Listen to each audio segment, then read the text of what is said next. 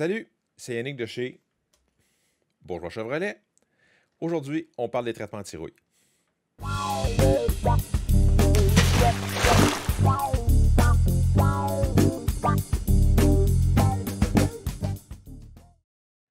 Ça fait plusieurs semaines, je voudrais dire même mois, que je penchais à faire une vidéo par rapport au traitement anti-rouille. C'est à force d'avoir beaucoup de questions qui reviennent, qu'on répond aux questions des clients, etc., ou des personnes qui se posent des choses, je veux juste mettre les points cibles, les barres CT par rapport au traitement anti-rouille. OK? Je ne veux pas commencer à faire le débat à savoir quel traitement anti-rouille est meilleur qu'un autre. L'idée, c'est juste que vous sachiez les questions que vous devriez poser à la personne qui veut vous vendre un traitement ou les questions que vous devriez poser à savoir est-ce que vous avez besoin d'un traitement et quel type de traitement qui serait bon pour moi en fonction des réponses que vous allez recevoir. OK? Comme je vous dis, là, c'est le but de mon vidéo. OK? Bon.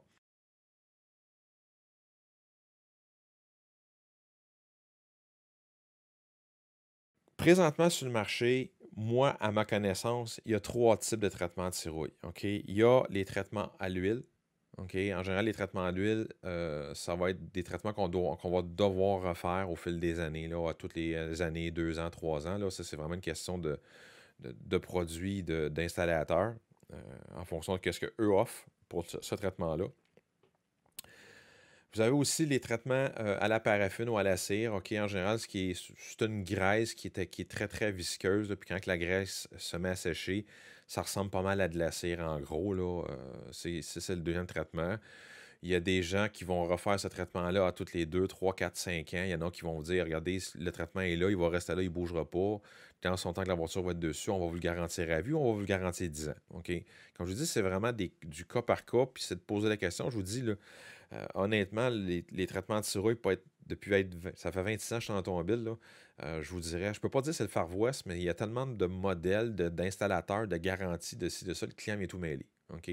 Fait qu'en gros, c'est ça.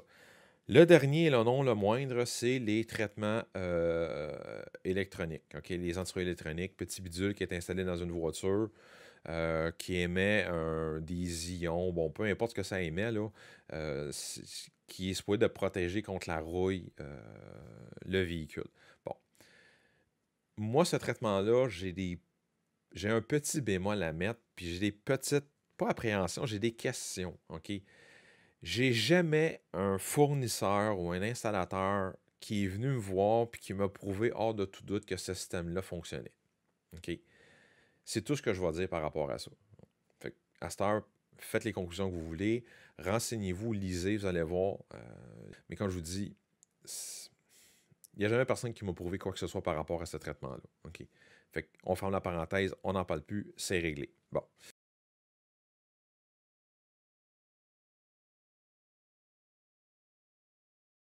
Est-ce qu'un traitement anti-rouille est nécessaire? Bon, si vous posez cette question-là, il y a 2 sous-questions que vous devriez vous poser par rapport à ça. OK? La première question que vous devriez vous poser, ou le premier renseignement que vous devriez essayer de trouver, c'est la voiture que vous achetez.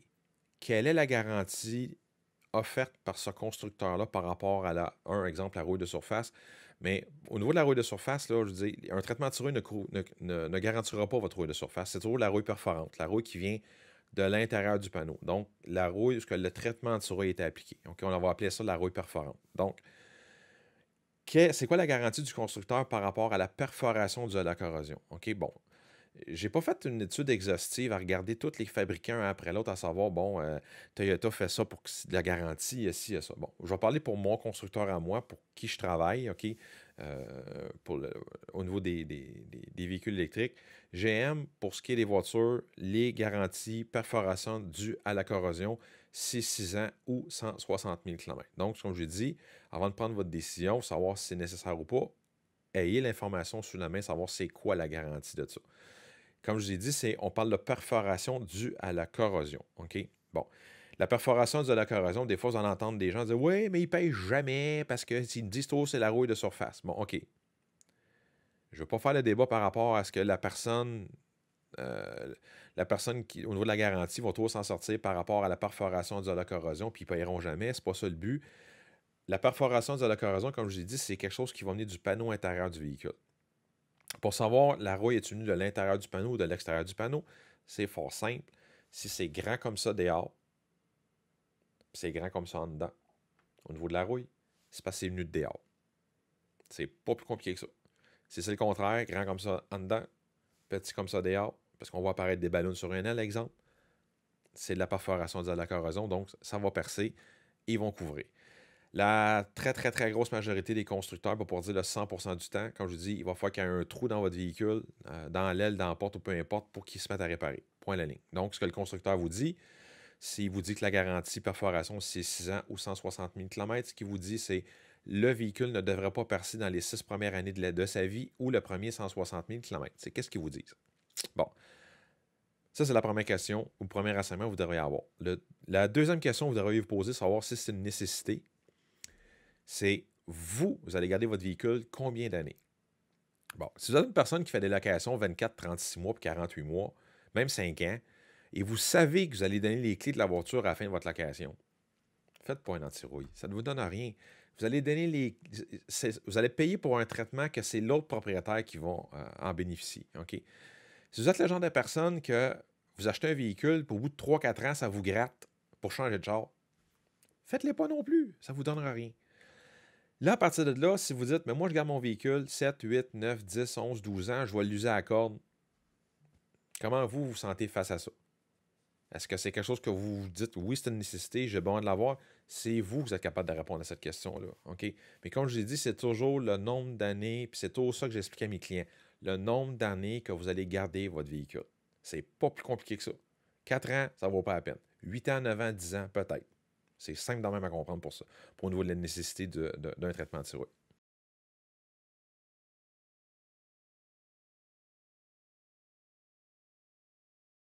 Qu'est-ce que le constructeur en pense ou qu'est-ce que les constructeurs en pensent? OK?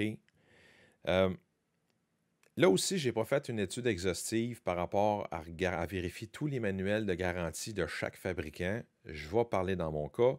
Comme je vous ai dit, ce que je vous explique là, vous allez retrouver ça dans chaque manuel de garantie de tous les constructeurs. Donc, vérifiez, allez trouver, ça va tout assembler à peu près pareil, là, en bout de ligne. Vérifiez, allez voir qu'est-ce qu'il y en est, puis au moins vous allez savoir qu'est-ce que le constructeur voit par rapport à ça. OK? Bon. Ce qui est important par rapport à ça, là, on va aller voir qu'est-ce qui est inscrit dans le manuel de garantie chez GM. Là, j'ai pris le manuel de la Boat 2020. En 2021, ça n'a pas changé. En 2017, c'est la même chose. Puis en 2022, c'est la même affaire. OK? Bon. Si on regarde à la page de la Boat EV 2020, on regarde à la page 15 du manuel de garantie. On voit, je l'ai inscrit en jaune, on voit que c'est en jaune. Donc, les traitements chimiques ou les produits du marché secondaire, OK? Donc, qui ne sont pas un produit du constructeur. Dans le cas ici, on parle d'un produit qui n'est pas de GM. OK? Parce que tous les traitements anti-rouille, à ma connaissance, il n'y a pas de traitement anti-rouille. Exemple, mettons, je fais un anti-rouille chez Bourgeois, là, le gallon d'anti-rouille qu'on va prendre pour faire le produit, qui contient le produit, c'est pas marqué GM dessus. OK? Donc, ce n'est pas un produit du fabricant. Donc, les traitements chimiques ou les produits du marché secondaire, l'application du produit chimique après la fabrication ne sont pas couverts. OK? Donc, ce que ça veut dire, c'est que le traitement anti-rouille en tant que tel n'est pas couvert par la garantie de GM ou du constructeur parce que ce n'est pas un de leurs produits. OK? Bon. Ça, c'est la première des choses. OK? Deuxième des choses. Dans le cas chez GM, si on va un petit peu plus loin dans le manuel de garantie, on va à la page 18.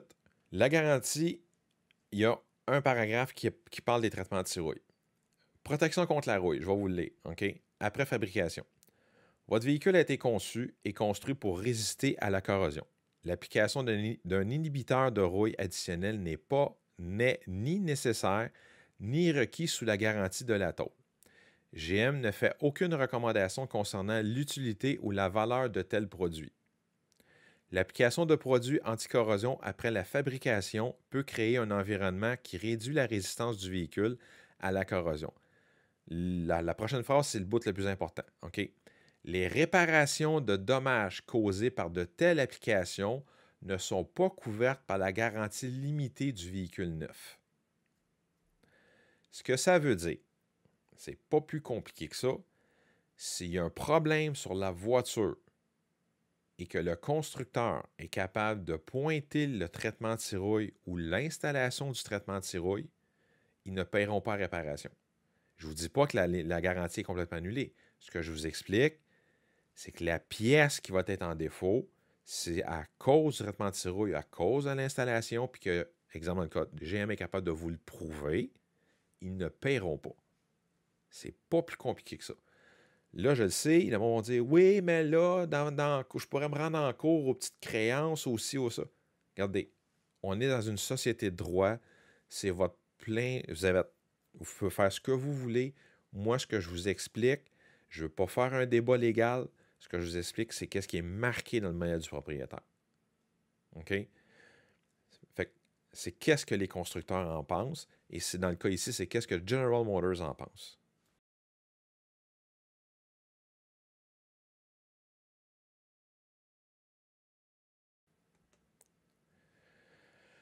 Donc, vous devriez regarder quoi avant de prendre votre décision. OK? Première des choses que vous devriez regarder, c'est la garantie écrite que l'installateur ou le concessionnaire vous offre concernant leur traitement anti-rouille. OK? Bon. Première chose que vous devriez regarder, c'est qu'est-ce que la garantie couvre, puis pour combien de temps. Bon. Est-ce une garantie qui couvre perforation due à la corrosion? Est-ce que c'est une garantie qui couvre, exemple, à partir du moment que vous voyez apparaître de la rouille, exemple, sur une aile, de faire les vérifications auprès de l'installateur, puis il va vous dire, OK, ben on voit bien que c'est de la rouille qui vient de l'intérieur du panneau. Donc, à ce moment-là, même si ce n'est pas perforé, on va réparer tout de suite. OK? Normalement, c'est inscrit au niveau de la garantie écrite du véhicule. OK? Pas du véhicule, de l'anti-rouille. OK? L'autre chose que vous devez regarder aussi, c'est la durée. Est-ce que c'est un traitement anti-rouille qui est garanti à vie? Est-ce que c'est un traitement anti-rouille qui est garanti 10 ans? Est-ce que c'est un traitement anti-rouille qui est garanti 6 ans, 7 ans, peu importe. Dans le cas des véhicules d'occasion, aussi vérifier. Parce que ce qui va arriver, en général, les garanties d'anti-rouille vont vous dire, passé un certain nombre d'années que la voiture est sur la route, on ne peut plus mettre de garantie sur votre véhicule. Donc, ils vont vous dire, oui, le traitement est là, mais il n'y a aucune garantie écrite. OK? Mais comme je dis, c'est de poser la question à l'installateur ou le concessionnaire à qui vous voulez faire affaire pour le traitement anti-rouille. L'autre question que vous devriez poser, c'est est-ce que vous avez une inspection annuelle obligatoire à faire? Bon, ce que ça veut dire, c'est qu'il y a certains traitements qui vont vous dire je vous garantis le traitement à vie. Par contre, 3 petits points, vous devez faire une inspection annuelle. OK? Et l'inspection annuelle doit être faite dans les murs, exemple du concessionnaire ou de la place où vous faites faire votre anti-rouille. OK? Donc, les deux autres questions qui suivraient à ça, c'est est-ce que l'inspection est à vos frais? OK? Si oui, ça coûte combien? Et si vous sautez pour une raison X, Y, Z une année au niveau de l'inspection, qu'est-ce qui se passe avec votre garantie? Donc, est-ce que la garantie est complètement annulée? Ou, exemple, ils vont vous dire non, mais vous passez, exemple, d'une anti-rouille qui était garantie à vie à un traitement qui est garanti 10 ans. OK? Fait que, comme je vous dis, c'est de poser les bonnes questions par rapport à tout ça. OK? Au niveau des coûts d'inspection, là, des fois, les gens vont vous dire, les plans vont dire, ben, ça coûte 30$, ça coûte 40$, ça coûte 50$. Donc, c'est dans votre processus de vérifier le coût total. Fait que c'est exemple, le traitement de tirouille qui vous dit que c'est garanti à vie, qui vous coûte 800$, puis que ça vous coûte, exemple, 40$ par année pour puis vous gardez votre véhicule pendant 10 ans. Vous venez de tomber, puis ça vous coûte, exemple, 40$ par année faire l'inspection. Ben, on parle d'un traitement de tirouille en bout de ligne qui vous a coûté 1200$. Pour ça que je dis, c'est de poser des questions, là, tu sais. C'est pas plus compliqué que ça pour ça. Moi, je sais que je dis c'est pas plus compliqué que ça l'est compliqué, mais c'est toujours de poser les bonnes questions. Est-ce que l'installateur ne sera pas de garant d'une réparation en cas de pépin? Bon, qu'est-ce que j'entends par ça? C'est que si on revient en arrière par rapport à ce que le constructeur lui dit, OK, que s'il y a un problème sur la voiture, ils ne paieront pas la réparation, OK? C'est sûr, comme j'ai dit tantôt, il faut qu'il vous le prouve. Donc, ça veut dire que si GM vous dirait, bon, OK, là, on arrive, ou votre constructeur vous dirait, bon, on voit que cette pièce-là est endommagée à cause du traitement anti-rouille ou à cause de l'anti-rouille, est-ce que vous êtes capable de vous virer de bord, d'aller voir l'installateur qui a fait votre traitement de cirouille, puis vous dire, OK, c'est toi qui vas payer parce que c'est ta job. OK? Ou lui, c'est laver complètement les mains de tout ça, puis vous vous arrangez avec votre problème. OK? Comme je dis, c'est une question à poser. Euh, Moi, personnellement, je vous conseillerais, là, d'avoir une garantie écrite.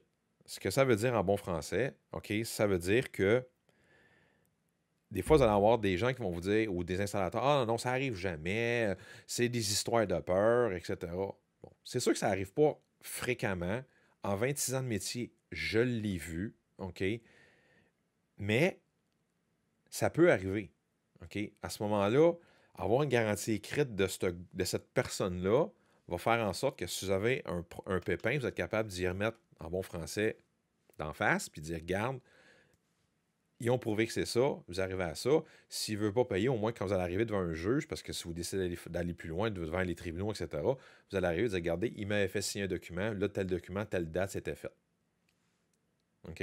C'est pour ça que je dis, moi, c'est qu'est-ce que j'aurais tendance à vous conseiller à faire et ne pas prendre juste des paroles. Les paroles s'envolent, les écrits restent, comme on dit. Hein?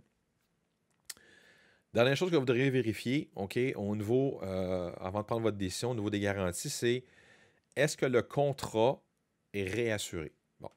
Qu'est-ce qu'on entend par une réassurance de contrat? C'est que, je vais prendre l'exemple de Bourgeois Chevrolet. Pardon. Bourgeois, puis beaucoup de concessionnaires, OK, sont réassurés au niveau du contrat. Ce que ça veut dire, c'est que le traitement de cirouille est fourni par une compagnie X, OK? Le contrat de garantie est fourni par cette compagnie-là, OK? Et exemple, le nom du concessionnaire est marqué dessus. Ça veut dire que demain matin, le concessionnaire automobile ferme. Vous avez la compagnie qui est en arrière de lui, OK, qui vous a fait ce contrat-là, qui est capable, OK, de faire la réclamation. Donc, vous ne vous retrouvez pas le bec à l'eau, pardon, et vice-versa. Donc, si la compagnie fait faillite qui fournissait le produit, mais vous avez le concessionnaire où vous pouvez vous rabattre, ou l'installateur vous est capable de vous rabattre. OK? Ce qui va arriver souvent, c'est que quand vous allez faire des traitements de cirouille sur des tiers, c'est leur garantie écrite. La compagnie fait faillite demain matin, vous vous retrouvez devant rien.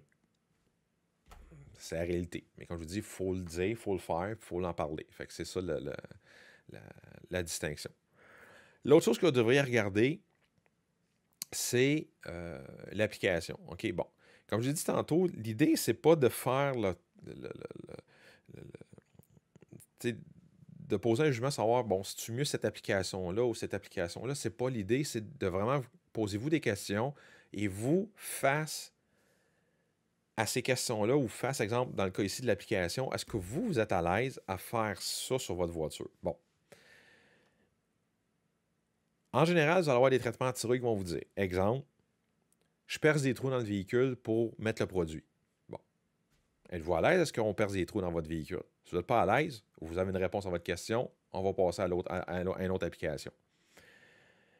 Des fois, vous allez rencontrer des gens qui vont vous dire, ben moi, je défais tous les panneaux de porte, le dessus de la voiture, je fais le traitement anti-cirouille et j'en remets tout ça. Bon. Si vous n'êtes pas à l'aise à ce qu'il défasse toutes les trims de porte, toutes les ailes, les fausses ailes, etc., ça revient à votre décision. C'est votre décision. OK? Mais comme je dis, c'est le débat. Je ne veux pas faire un débat savoir qu'est-ce qui est mieux, qu'est-ce qui n'est pas mieux. Là. OK? Comme je vous dis, c'est qu'est-ce qu'il y a dans la réalité. Il y en a d'autres qui vont vous dire, exemple, nous, on ne défait pas de panneaux.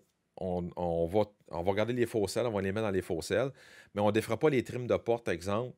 On va utiliser les trous qui existent déjà dans la voiture avec des instruments pour installer notre traitement de cirouille. OK?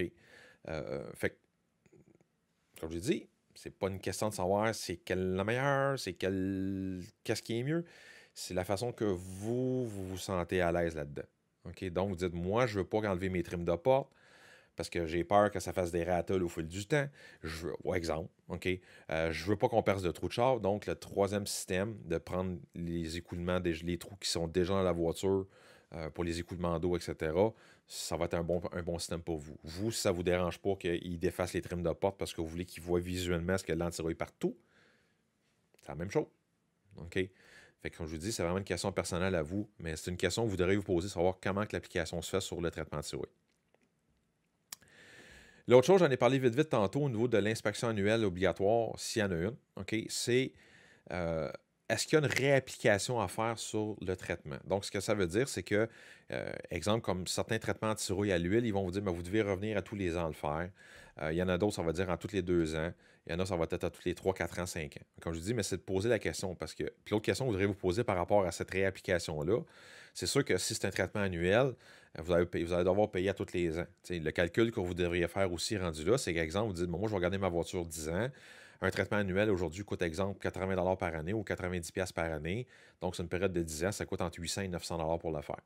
Et vous devez retourner tous les 10 ans. Donc, le client à côté va dire, ben garde, moi, j'aime mieux faire un traitement une fois, exemple, qui va être garanti 10 ans. J'ai pas besoin de retourner, puis ça va coûter, exemple, 600$ pour le faire. Comme je vous dis, c'est vraiment une question personnelle, mais c'est une question que vous devriez vous poser au niveau de la réapplication. Puis comme je dis, le coût de cette réapplication-là, je veux dire, si vous payez, exemple, un traitement de thyroïde 400$, puis vous devez y retourner dans 3 ans pour faire un autre traitement, encore le même système pour un autre 400$, puis vous retournez encore 3 ans plus tard, vous êtes rendu à un autre 400$, mais vous êtes rendu sur une période de 9 ans que ça vient de vous coûter 1200$. Comme je vous dis, c'est une question, c'est tout par rapport au budget, tout par rapport à ces affaires-là, mais c'est toutes des questions que vous devrez vous poser pour savoir est-ce que ça vaut la peine. OK?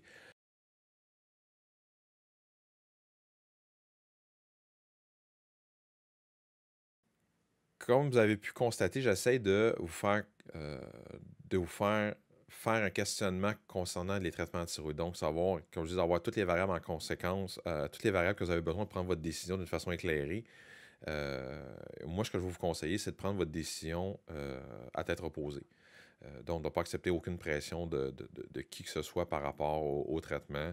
Euh, vous avez toutes vos variables, vous vous sentez confortable par rapport à ça, faites-le faire. Vous n'êtes pas à l'aise, faites-le pas faire. Il n'y a aucun problème avec ça. Moi, je vis très, très bien avec ça. OK? Puis j'ai été longtemps directeur commercial. OK? Les fameux conseillers. Vous savez, les gars qui essaient de vendre des garanties des antirouilles, là, j'ai fait ça longtemps dans ma vie. Fait que moi, j'ai dit, moi, j'ai toujours été à l'aise à ce qu'un client me dise non. Euh, Tant et son temps que sa décision, il l'a pris d'une façon éclairée puis qu'il a posé des bonnes questions. OK? Fait que ça, c'est moi par rapport à ma clientèle. L'autre chose en conclusion que je vais juste mentionner, c'est que il y a certains installateurs qui vont vous dire mon produit ou mon installation a été recommandé par un constructeur X, Y, Z. J'ai des lettres, exemple de ci, ça.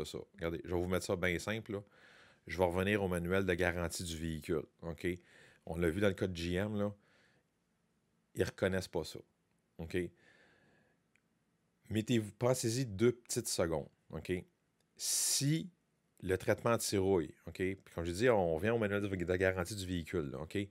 Un traitement anti-rouille n'est pas reconnu par le constructeur, OK? Comme je dis, c'est pas le galon, là, c'est pas marqué GM sur le galon ou Toyota ou Mazda, OK?